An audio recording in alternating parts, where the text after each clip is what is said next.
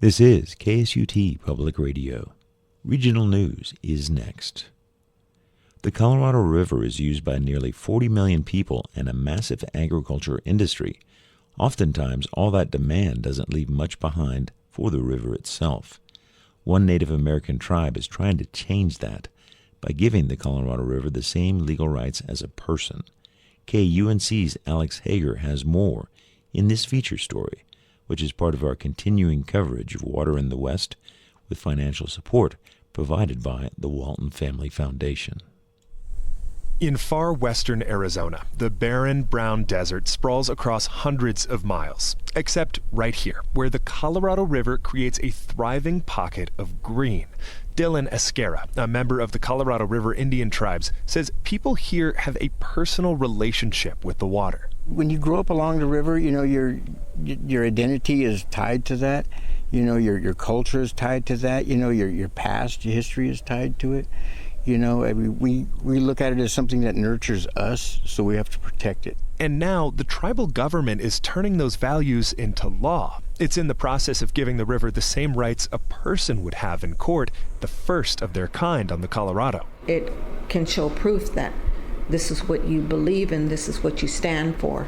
Tribal Chairwoman Amelia Flores says these protections are critical now. Arizona is short on water. The fast-growing Phoenix area is already knocking on the tribe's door asking to buy or lease some. So these protections do two things. First, they send a message. They're a way to take millennia of indigenous values and write them into a newer colonial legal system. We want to keep that essence alive as much as we can, and if the essence is in this Western way of thinking, then so be it. Personhood status could also do something practical. The tribe wants to set up a fund for the river, so anyone coming to do business would have to pay toward habitat restoration or education for younger tribal members. Flores says it's a way to flip the script on how much of the Southwest uses water. We've taken from this river. We're not giving back. We're not being reciprocal and giving back. This idea isn't new. Flores learned about so-called rights of nature on a trip to New Zealand with the indigenous Maori people. With examples abroad and in the U.S., there are some lessons about how this might play out on the Colorado River. Erin O'Donnell teaches water law at the University of Melbourne in Australia. Given that it is a river like the Colorado that has been the subject of so many lawsuits and has such a complicated legal framework and extends well outside the boundaries of the Colorado River Indian tribes, I think the backlash is a real issue that they will need to be aware of and navigate. O'Donnell says making a river a legal individual is a double-edged sword. Companies or governments can push back by taking legal action against that river. But, she says, the most successful examples of rights of nature around the world have been the ones that are Indigenous-led. They tend to be the ones that get less backlash. How exactly these new tribal laws will shape the region's management of the river is yet to be seen. But Heather Tanana says it's a step in the right direction for a river that's stretched too thin. What has happened to date hasn't really worked. The river is still in decline. Tanana is a member of the Navajo Nation and a law professor at the University of Denver.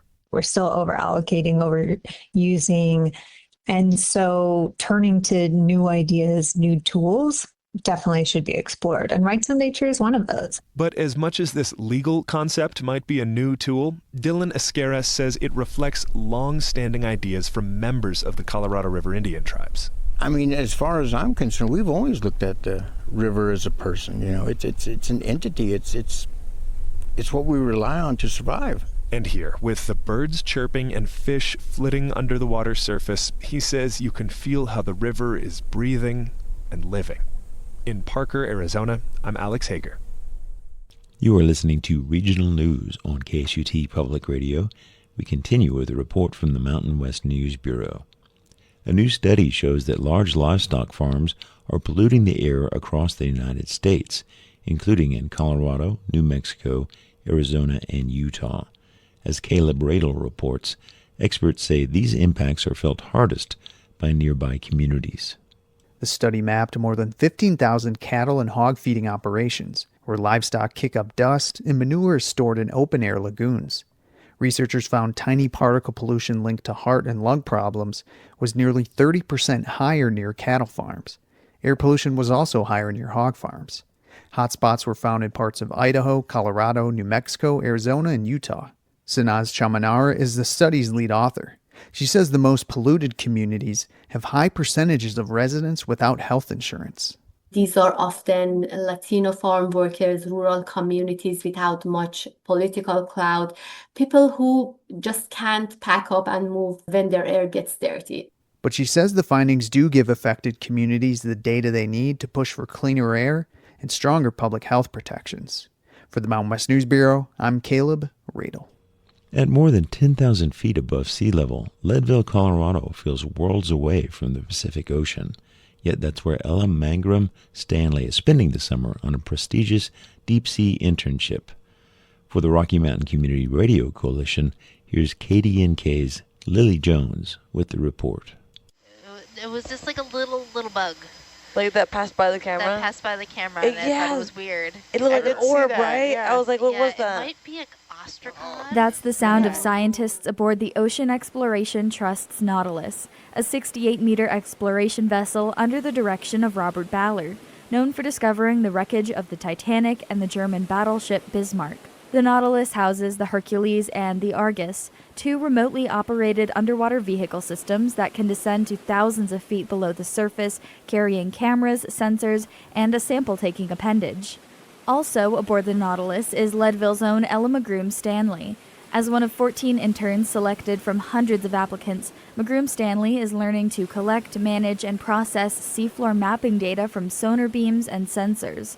Her internship started in July and will extend into August for a total of 21 days, during which time the crew is exploring the deep-sea habitats around the Marshall Islands. The Marshall Islands are located in the Pacific, around halfway between Australia and Hawaii, and are home to some of the world's most pristine coral reefs. A live stream of the Nautilus's explorations can be found at nautiluslive.org. For KDNK News, I'm Lily Jones. KSUT's regional news continues with a report from Colorado Newsline. The Corporation for Public Broadcasting will no longer administer a grant program that has so far provided millions of dollars to local television and radio stations to upgrade their equipment that they use to send out emergency alerts. This change comes after Republican lawmakers voted last month to defund the corporation, following a request from President Donald Trump to zero out more than $1 billion in previously approved spending. We'll conclude today's regional news segment with a report from the Colorado Capital News Alliance. State lawmakers begin their special session on the budget today, and reporter Benta Birkeland says no one's quite sure how long that will last. It takes 3 days minimum to pass a bill. I haven't talked to anyone who thinks lawmakers will be done in 3 days. The Democratic Senate Majority Leader Robert Rodriguez hopes the upcoming Labor Day holiday will be a big motivator, as well as just the conditions of working in the Capitol this time of year. I'm sure nobody wants to be here at the Capitol in the summertime without AC, but we're going to take the time we need to be thoughtful about these policies and get them right. I think even if some lawmakers feel like they have to be back to address this, no one really wants to be under the Gold Dome right now. So maybe that'll be a motivating factor.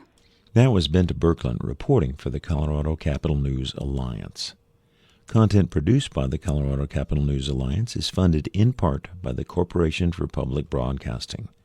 Support for local and regional news on KSUT Public Radio also comes from the Colorado Housing and Finance Authority.